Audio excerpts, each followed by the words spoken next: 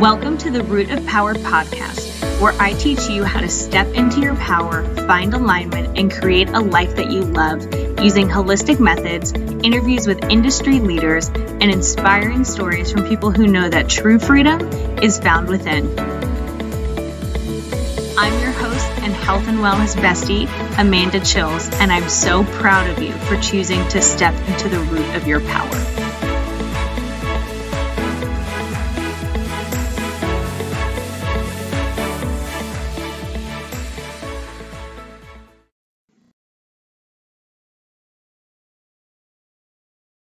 Your screen went away. Oh, okay. Technical difficulties.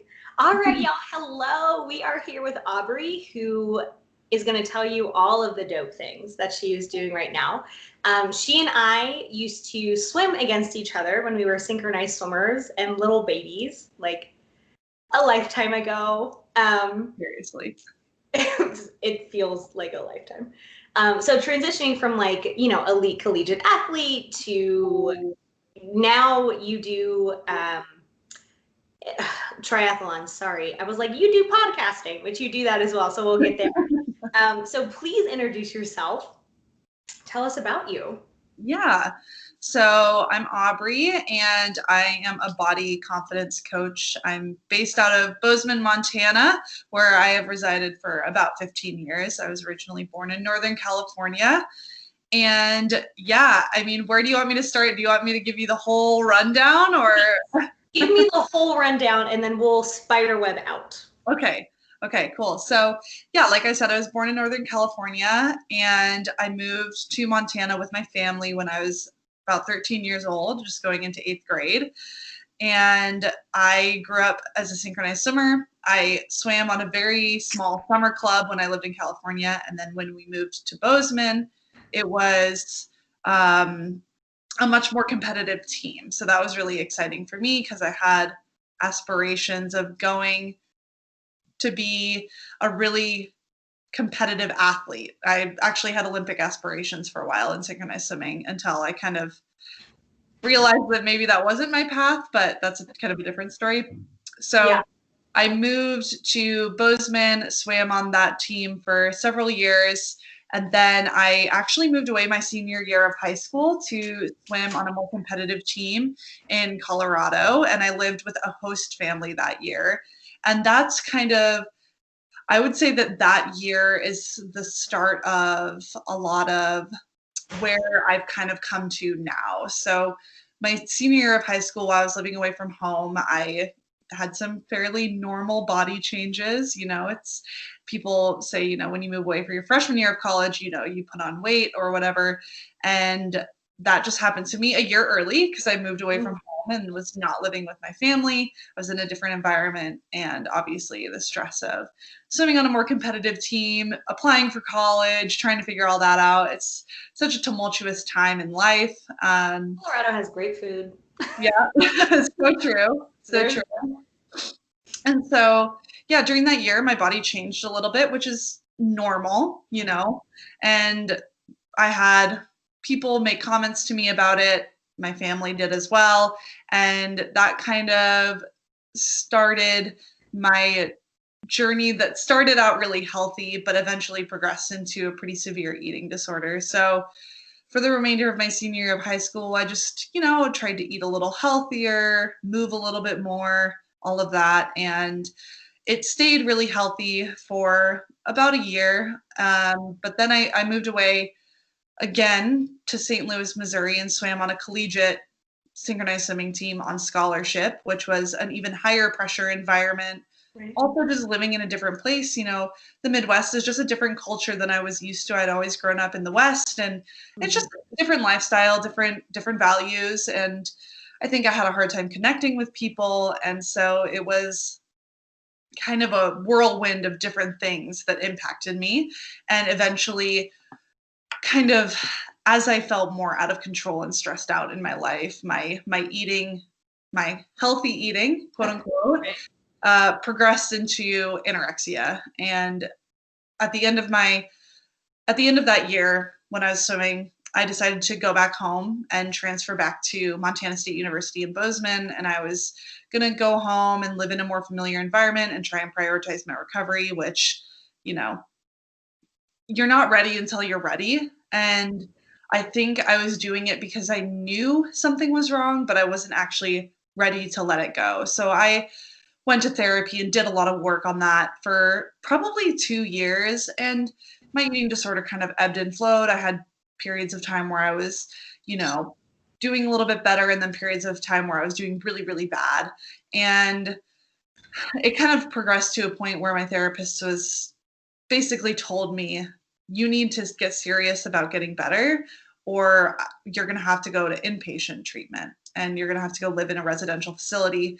And I just wasn't ready to do that. I'm like a pretty stubborn person, and I really wanted to finish school, and I didn't want to take time away from that. So her telling me that was kind of the kick in the ass that I needed. And I went into what's called an IOP program, which is an intensive outpatient program.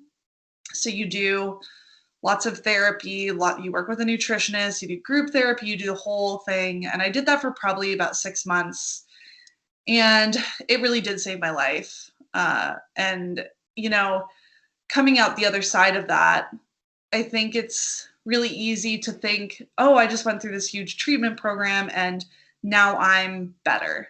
You know, I think it's really easy to just like come out and you're like, well, now I'm better, I'm cured, you know? And yeah, exactly. So I really felt that, and I still was engaging in a lot of the same behaviors that I had engaged in while I had my eating disorder, but I was at a normal weight, so it wasn't like people didn't see it as a wow, I cannot talk. People didn't see it as it was as big of a deal as I was, you know, anorexic. So you were in a space where it wasn't so much an eating disorder, but you had disordered eating. 1000%, yes. And a lot of people, that's such a slippery slope. Yes. I think it's a really, really fine line. And the way that the medical profession diagnoses eating disorders is really twisted anyways. So it's kind of hard to know, like, do I have an eating disorder or do I just have disordered eating? You know, I think for me, it was definitely more disordered eating. Like I was, for the most part, eating enough, but I was still exercising a lot. I was still really restricting the food that I was eating and all of that. And so I think I really found that there wasn't, despite having gone through an eating disorder recovery, there really wasn't a lot of information out there for me after that. It was like, okay, but now what, right? Like, sure. I didn't know how to navigate the pressures of dieting and keeping my body a certain way and having this identity of being an athlete and like what that looked like. And I think it just got really complicated, and that has kind of progressed into the work that I do now with my business, which is I coach and educate individuals on how to have a healthier relationship with food and their body. And a lot of that really comes down to educating people on what is diet culture and what does health mean for you specifically, not what is defined as health by society as a whole. Right. So you just launched that, right? It's like a couple months old. Walk me through it. Tell me about it. It seems like a very natural progression from your experiences into like being able to educate. And tell me about just starting a business. Yeah. Like maybe there's people out there thinking about it. So I think, and here's where, just think about it when you're thinking about this answer. A lot of people go through things. We all have something that we go through that is valuable. And I think a lot of people are like, I don't have anything special. You know, I haven't gone through a big transformation. I wasn't anorexic. So I don't have anything I can teach on or coach on, or I don't have anything of value. So it makes a lot of sense where you landed. But like, what about the process? Like the process of starting a business is really like a bullshit filter. Yeah. Like you really have to confront all of the stories that you tell yourself and that you've been told in order to do it. So that's a lot, but you know, start wherever you want and kind of go through that process. Yeah. So, yes to all of that. Starting your own business is such a like, it's like kind of a mind fuck because like, you're like, know that you're like, I'm called to do something, whatever it may be. Like for me, I think for a long time, I've been really trying to find the thing that I want to do. And I I've always loved coaching and I've always wanted to educate people. Like for a long time, I thought about going back to school to get my PhD so that I could become a professor and doing something like that. But I also know that I really like working with people in more of a coaching space. I coached after I stopped swimming, I coached synchronized swimming for almost 10 years. I've coached triathletes. I've done a whole bunch of stuff and I really have kind of honed my practice as a coach and a mentor to people and I really value my role as that. And so I think that it was kind of a natural progression like you said going into this business because every time I would talk about my experience with my eating disorder and everything I had been through, it was like I could feel people resonating with that story.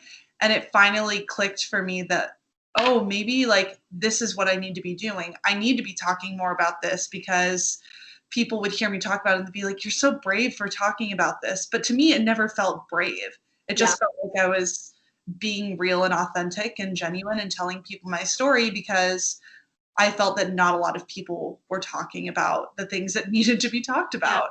And not for nothing, it is brave to be authentic. Like, I don't know about you, but I'm one of those people that like, this is it. Like, Yeah, this no, is what you yeah. get.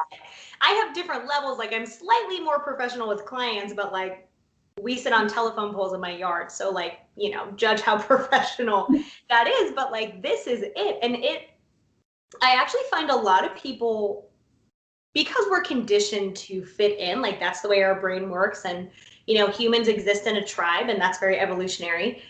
But so many people, it literally is brave to be authentic. Mhm. And so by being authentic, you also give people permission to be brave and to be authentic. So yeah, it's both.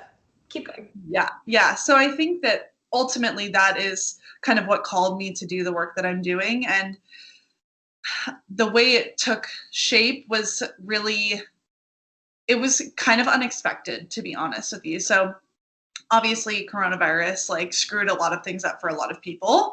Um, Amen. so I lost both of my jobs when coronavirus hit.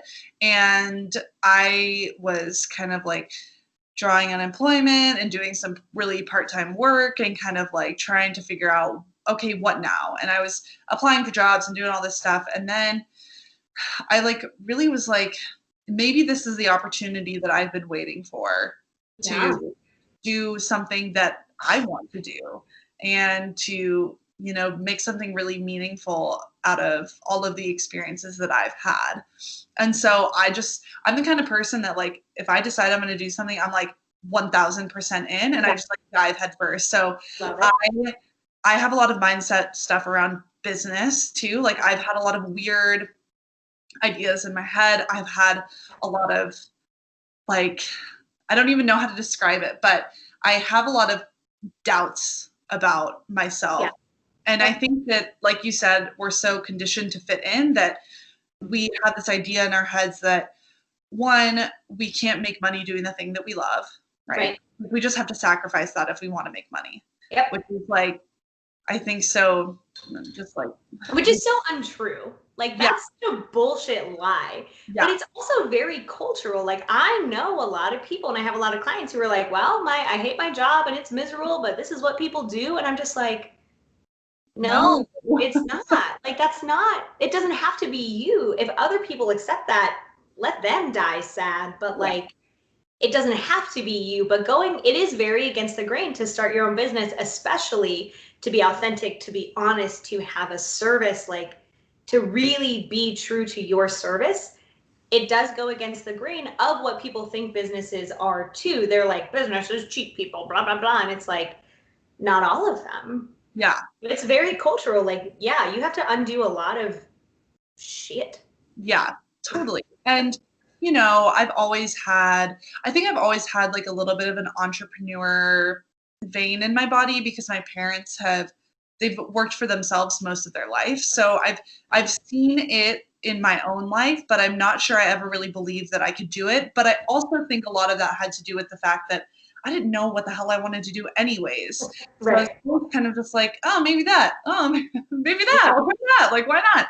And so I, obviously still have my doubts all the time about what I'm doing because listen, it's fucking scary to start your own business. Scary. It's a huge risk. You don't know what you're getting into. And there's a lot of nuance. You have to deal with a lot of stuff. You have to deal a lot with your own insecurities about, you have to be really willing to face that and work through that. And so one thing that's been really helpful for me is I have been reading a lot of like business mindset books. So I'm reading You Are a Badass at Making Money. Love Jen Sincero. Yeah, she's dude. Yeah. She is one of my, if anyone knows Jen Sincero, hook a freaking girl up. Yeah. I love her. I know. Yeah, she's amazing. So getting into like manifesting, and I'm very big into that, like law of attraction, manifesting what you think you become. Like if you think it and believe it, you can achieve it. All of those things, like it's just a different way to learn to think. Like we learn one way as children. And then when you're aware of what you're thinking and how it affects you, you can always just change your mind. Yeah. It's that simple. It's not easy, but it is that simple. You can just decide to change that. Yeah, 100%. And I think that one thing that was like really big for me is I definitely think that I've always had a little bit of a scarcity mindset around money. Very normal. Yeah, and I think it is very normal in our society. And I don't know that it came from my raising or anything like that. I think it's just kind of a culmination of a lot of different things, right? And so I made the decision to like change that. And I'm reading it for the second time right now. Well, the third time, but the second time in the past like 3 months. So it's worth getting that because I haven't read it yet, but it's amazing. I would put it on my Amazon. Yeah. And so I'm reading that book. I hired 2 business coaches, and look at you. Dude. What?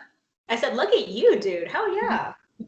Yeah, which was a huge decision, but I felt that in order to do this really well and to do it in a way that I felt supported and felt like I had guidance, and maybe not even guidance, but just someone telling me like you're doing the right things rather than me just getting wrapped up in my own head about it, was like so valuable. So I just made the decision to make some big investments in my business and just trust that it was the universe was going to show me the way, what I need to do, which is like, sounds so freaking woo woo, but whatever. I'm here for it. It's not woo woo. Like the biggest difference, and this is something I see a lot in my private practice clients, once people start trusting themselves, doors open for them.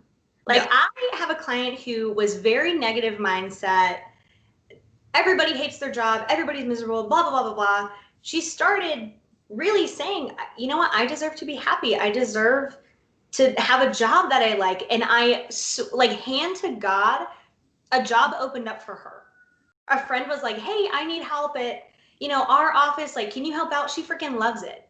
And I was like, that's not a coincidence. Yeah. Like, you decide that you deserve more. And the universe is like, thank God, dude, I've been waiting on you. Yes. So woo woo, whatever. I don't give a shit what people call it.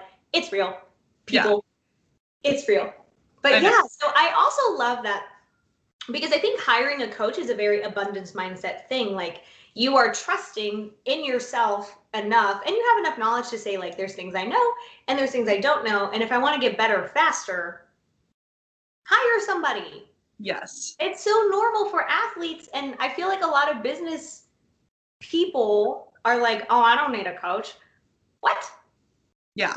What do you mean? They know what you don't know and they can teach you. Yes. Hire them. So 100%, same thing with a body confidence coach, right? Like you can spend, God, how many people probably have come to you and they have spent years researching, hiring people who are not authentic, who sell them bullshit programs. There's a lot of people out there that do that. Yeah. And instead they find a coach they're aligned with, and it's so much easier. Yeah. So much Totally. easier. And I think, yeah, you made such a good point. You know, it's like, it's hard because I actually had one of the girls who's in my course right now, and I'm actually in the process of having people apply and giving discovery calls to people who are interested in the second round of my course, which is very Dude, hell yes. Like, super excited. yes. So stoked for you. Yeah. But I actually had a girl who's in my course right now that when we were chatting on our discovery call before she committed to the course, she was like, I just need to know that this isn't like another diet. Like she's like, because you're told, like, you look for these solutions for your whole life, Right. and someone comes along and they're saying all these things that you're like, yeah, no, this is what I want. This is what I've been looking for. But it's like, how do you know that it's just another bullshit thing that's going to be like, you have to eat this way to feel good about yourself. Right. So I think that having that trust is really important, but it's also really important to be ready to have that change, because it is scary. It's like, it just is. Letting go of that control of food and exercise and what your body is supposed to look like, I say in air quotes. Right. Gross quotes, y'all. Yeah. I think letting go of that control can be really, really scary for a lot of people. And so many people adopt it as their identity. Mm-hmm. Like, that is who they are. They're the healthy one. They're the mine is a little different. They're the depressed one. They're the anxious one. They're the one with the trauma. They're the broken one. And I'm just like, oh, like, I want to wrap you in a burrito blanket and be like, no, this is not you. Like, but people, something I say a lot is like, the life that you want is expensive, meaning it's going to cost you the life that you're living now. Yeah. But it's so worth it. Like, please murder the life that you have now so you can have the life that you want. Like, you're going to have to kill yourself, not like literally suicide, people. I do not recommend that. But like, figuratively, you do have to end the life that you're living, but you're not happy anyway. So it's a pretty fair trade, I think. I would agree with that 100%. And I think it is, like you said, you adopt it as a part of your identity. And like, that also is something that I personally have been struggling with in my own life, is my identity as an athlete, which this year a lot of things have shifted for me because of just everything that's happening in the world. All of the races that I usually do were canceled. And I mean, that is what it is. And I think it's been really interesting for me to kind of reassess why I am an athlete. Why do I race triathlon? Do I actually like it? Like, what is my motivation behind this? Because I think that growth, like, I am living for it. Yeah. And it's scary. It is scary because to most people, I am the triathlete. Like, I am the elite athlete. And I'm not saying I'm not going to be an athlete anymore, because it is something that I fundamentally enjoy, is like challenging myself and doing new things that are exciting and scary and all of that. But I think that I really started to pigeonhole myself into this one sport, and I started to miss out on a lot of other things. And for what? Like, was it actually still making me really happy? In some ways, yes, but I do think that I also just got a little bit stuck. Sure. How did you get into triathletes? So, like, for people that don't know, you have, okay, I don't really know a lot about triathlete world, but I know that you have like sponsors, and which is its own business anyway. So you kind of had practice building a brand because you are the brand. How did you get into triathletes? So I started racing triathlon right after I recovered from my eating disorder. So it was kind of like really fresh out of that, I like dabbled in a few other sports because I let go of swimming, and I was kind of feeling a little lost. Like I Mm. tried some other things and they never really resonated with me in the right ways. So I signed up for a triathlon because my friend signed up for one, and she was someone who I had always really looked up to. And I was like, this seems like a really cool thing to do. Yeah.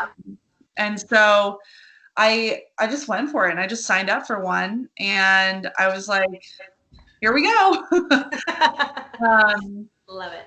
yeah, and I did it and I loved it. And so I just kind of kept doing them and I just kept getting better. And I was performing at a really high level pretty early on, which is really exciting for me. And yeah, so it became a really huge part of my life, obviously. And I decided I wanted to pursue going pro, which is a huge undertaking. Yeah. You have to place top 3 overall at a big race, which is like really difficult because there's usually, there's usually like 600 plus women racing. So it's like Yeah. you have to really perform. You have to be really fucking good. Yeah. Exactly. Yeah.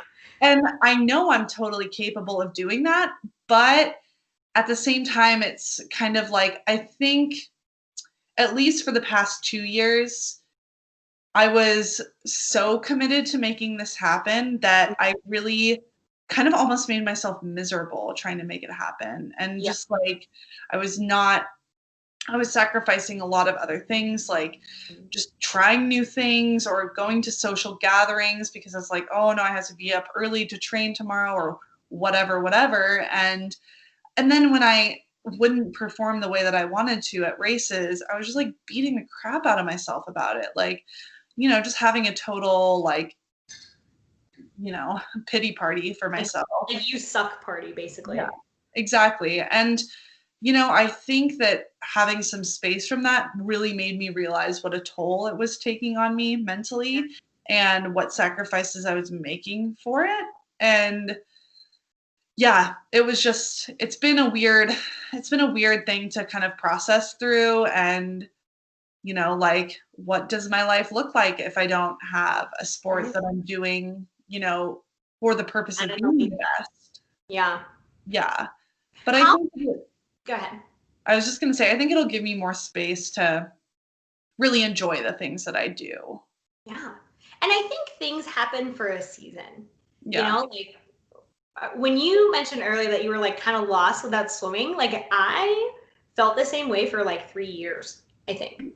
Like years. I was like, what the hell? And I think any athlete, especially like a collegiate athlete, because that's your life, that's your job, transitioning out of that is so strange. But I really think, and this is something I think you've said it kind of alluded to a couple times, is what a gift the stillness of coronavirus has been. So like, I don't want to discount the grief and the pain and people who have died and facing evictions and all of those things.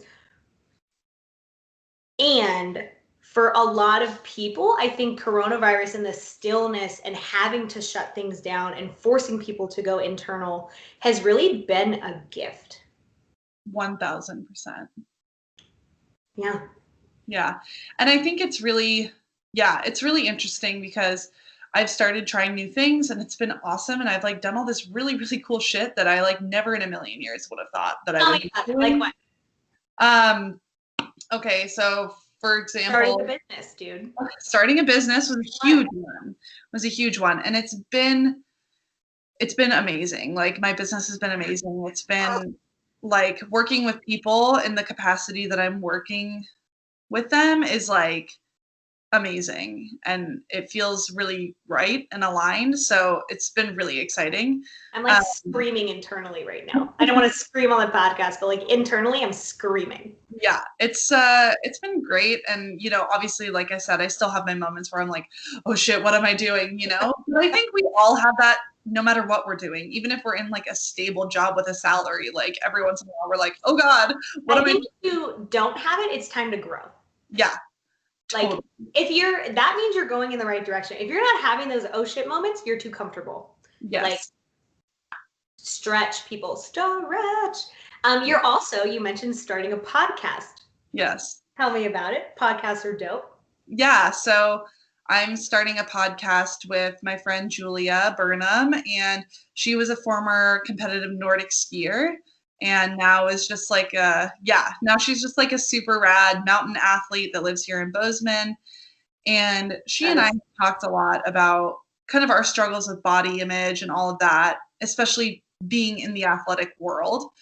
And so we're starting a podcast called Bodies in Motion. And Oh, it's such a good name. oh, thanks. Yeah, so we're basically going to be interviewing athletes from different sports, different ages, different genders, and kind of just exploring this idea of how does athletics impact the way we view our bodies and our worth. And I think that it's going to be really awesome. And we've recorded a few episodes, but we're still getting our website built and So all awesome. of that. So When you're, I will send you a link after I ask my cousin. So my cousin Sarah weightlifts for the UK. Like, cool. dude, she's fucking amazing. So I interviewed her whenever. I can't place things in a timeline. So at some point in the past, I interviewed her.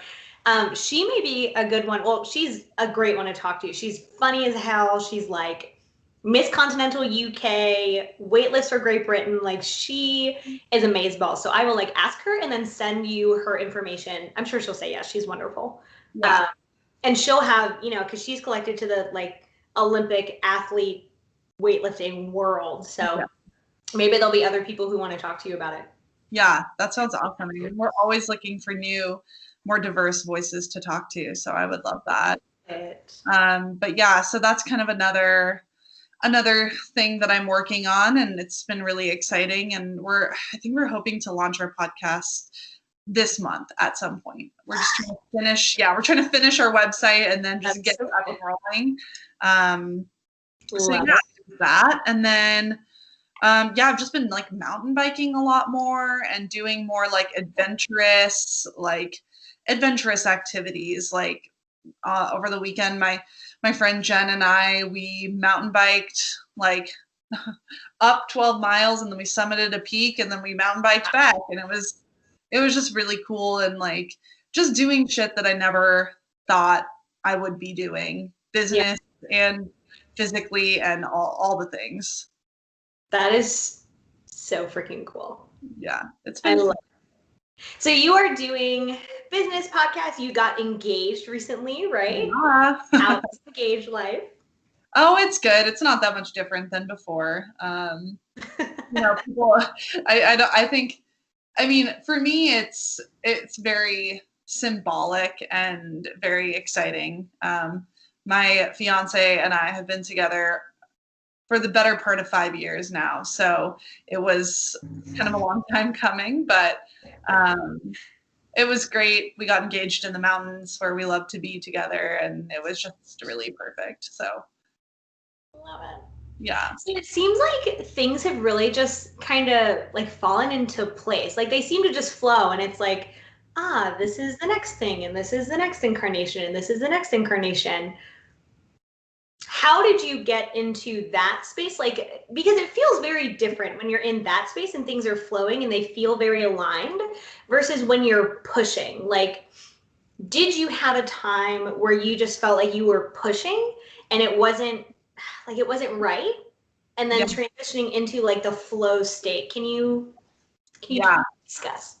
Yeah, that's a really great question, because you're very right. And I think that, oh man, the last time I definitely felt that way was kind of what I was talking about earlier with my racing, which was like I was just pushing and like trying to force it to happen, and in a way that didn't feel aligned. It didn't feel like I was, like you said, in that flow state. It was very forced. And as a consequence of that, when things don't go the way you want them to go, you are really, really hard on yourself about it. Yeah.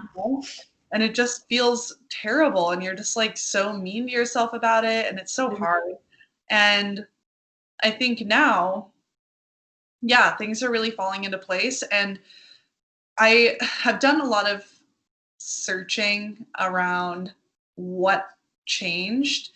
And I really believe that a lot of this came down to trusting myself, like trusting, and it all comes back to like the work.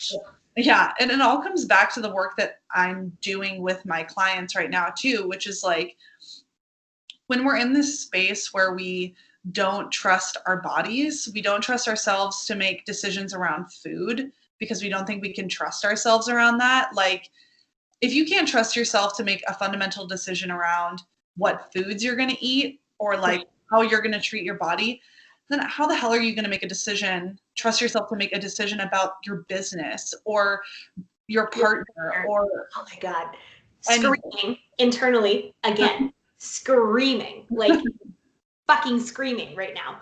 Yes, yes. Oh my God, yes. Like, I'm overloading. Yes, like trusting your intuition. And that's a lot of people end up to me where they're completely detached from their bodies. First of all, they don't feel emotions, they can't identify them. I think of emotions as like a dead body. It gets the point across.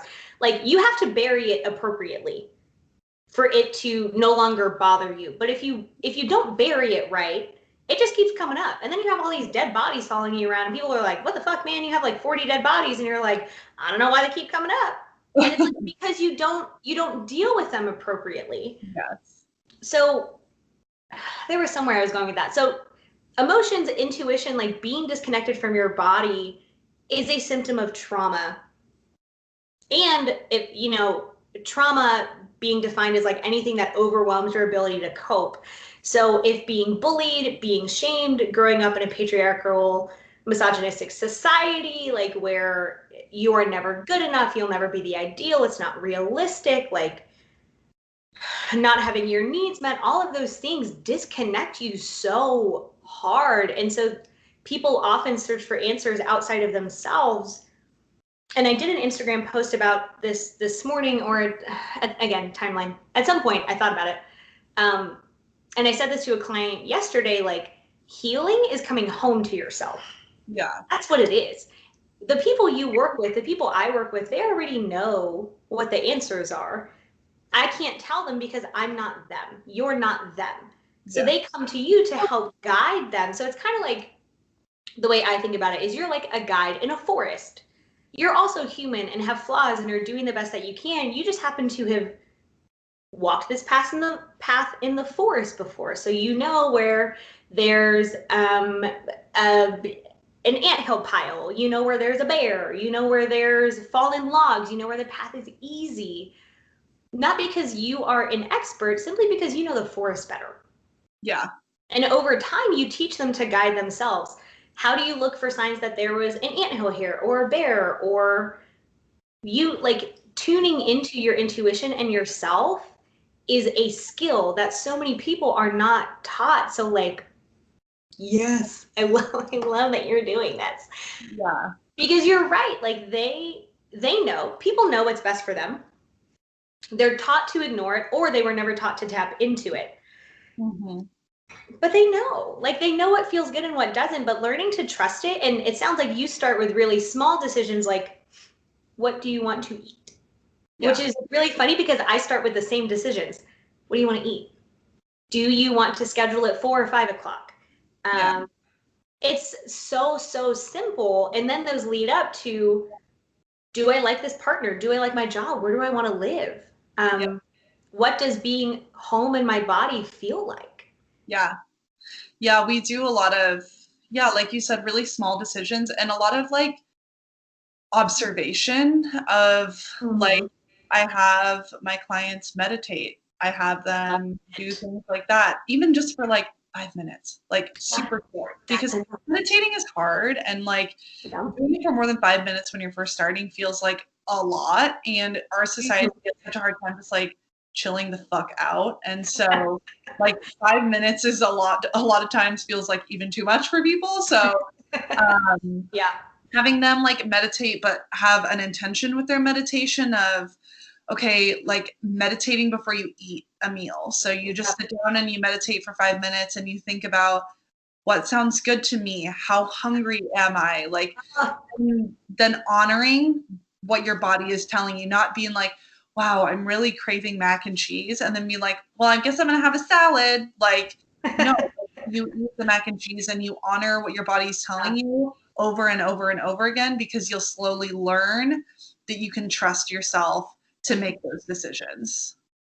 yeah, I think there's been a big shift in some circles. So you and I probably run in some of the same circles, like holistic healing and intuitive eating. And there's even a big surge in like intuitive business coaches and intuitive relationship coaches. And I'm just like, people are coming home, and I'm just like, this is the most wonderful incarnation, like next step. And like when you hate yourself, like you're never home. Yeah. You're never home because your body doesn't feel safe. And so if you don't, what's like the way to put this? Like if you don't think you're worth shit, you're not going to treat yourself well. Yeah, 100%. And I think that, I mean, that is a lot of the work that I do is, you know, there's a lot of different terms out there for kind of the work that I do. It's like body positivity or body confidence or body acceptance. And I really, I call myself a body confidence coach because ultimately that's the goal of what I do. However, that being said, body acceptance is really what I center my work on, because body confidence and body positivity oftentimes get misunderstood as I always need to feel positive and confident about my body. But that's not realistic. No. And so a lot of the work that I do is, can we accept our bodies and just accept them and just have a neutral approach to them as we are now, as we are tomorrow, as we are in a month? Can we just accept that and honor that, and then understand that our body just wants us to have that trust and acceptance toward it. And if we treat it that way, or if we view it that way, we're a lot more likely to actually honor what it needs. Yeah. And if you're constantly projecting hate on your body, guess what that causes? Inflammation. Guess what inflammation does? Hurts. Yeah. Like makes you retain, like you cannot heal a body that's stressed out all the time, and your body's stressed out all the time if you actively hate it. So like I love that you say, yeah, body confidence is a wonderful goal, but that's also, it's not realistic all the time. Sometimes you just have to start with, I have a body and it's not the worst body in the world. Yeah. And if that's where you start, like that's where you start. Yeah. And that's fine. And there may be body parts that people never love. Like, for example, so like you kind of have like a thin-ish frame, right? So like synchronized swimming, for people that don't know, can be very aesthetic. Yes. Some girls are naturally built for that. I was not. I'm probably more suited to be like a gymnast or a power lifter.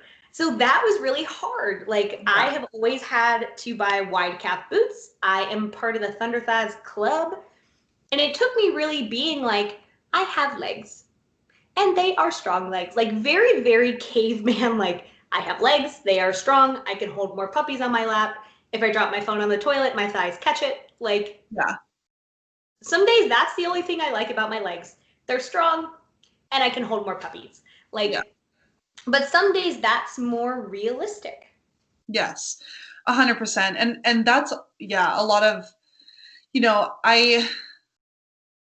when I work with my clients on starting to change thought patterns as we come to, the goal is always, the first goal is always, can I feel neutral towards my body, towards food, towards my exercise? Like, can I just feel neutral? Like, there is no emotion around it. It's like, okay, this is the food I want to eat. It's what I'm eating, whether it's a brownie or a carrot or, pasta. Like, it's just neutral. It's just food, and this is what I want, and this is what I'm eating. Or this is the way my body looks today because I'm PMSing and I'm bloated, or I'm feeling really good today and like, great, gonna take it as it is and move on with my life. But as we work towards that goal of like neutrality towards food and bodies, it's really important to give yourself the space to have in between thoughts, because I think a lot of people, there's a lot of it is like, fake it till you make it. And just like, I think that is a whole, like, that whole conversation is really problematic because it doesn't give people the space to be like in transition from one thought pattern to another. So what I really work with my clients on is like transit thoughts. So instead of saying, I hate my body, not immediately progressing to, I love my body, because it's like, that doesn't feel authentic.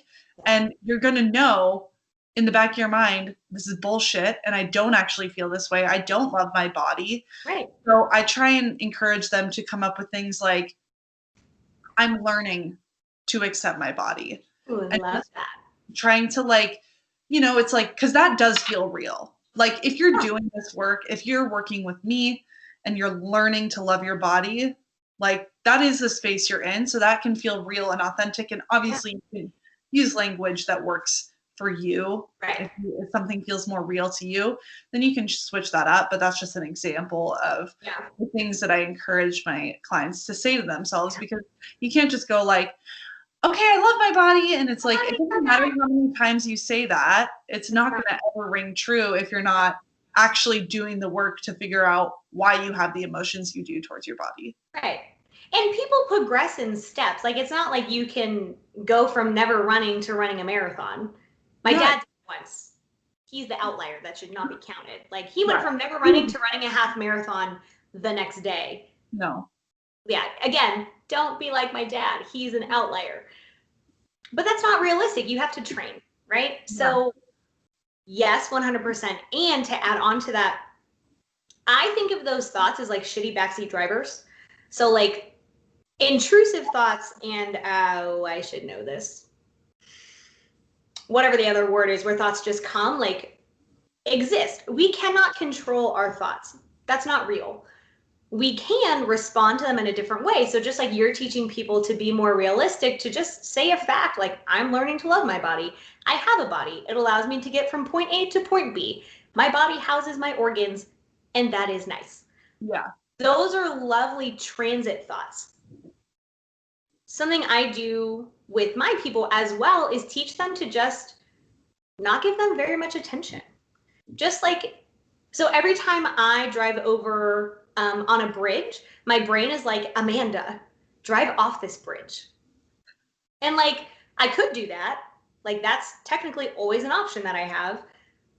But I have better things to do than, and it has happened since I was 16. So like, if I gave that thought all my attention, I would probably never drive over a bridge because I'd be too stressed out. So now I'm just like, not today. So if someone is like, you are a fat pig, don't ever eat again, you can focus on that. Or you can be like, yeah, fuck you, Hitler brain, like, get out of here, have a seat. And then just move on with your life. And that way you're also not playing tug of war. Like, I don't want to fight my brain all day. I just want to live my damn life.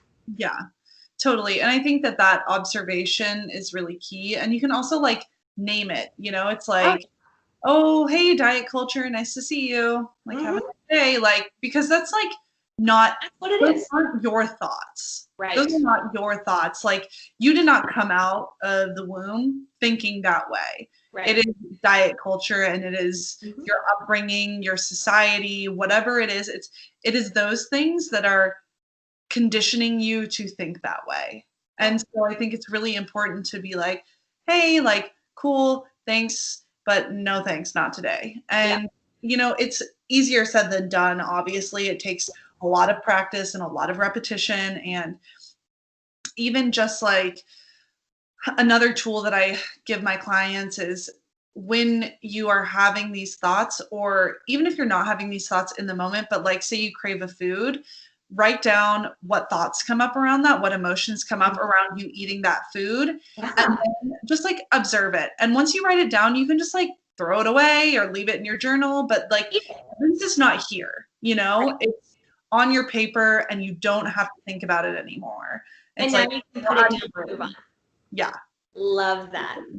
Dude, yes. Like, Love what you're doing. So your program, tell me about your course. Is it like 10 weeks, 12 weeks? How do you run it? Yeah.